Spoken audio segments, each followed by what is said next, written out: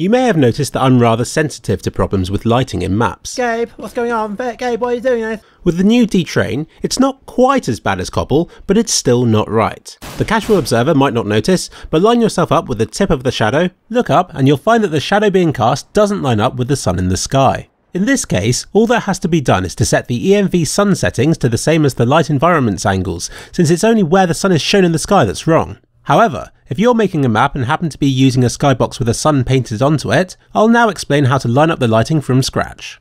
Line yourself up to where the tip of the shadow should be and remember the location. You then load up the map in Hammer, place the light environment entity at the tip of the tower, and then point the light environment entity to that exact spot where the tower's shadow should end. It's simple, but makes a big difference to people like me.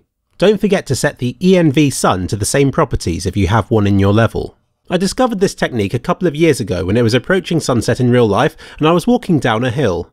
Walking up the hill towards me was a child holding an ice cream.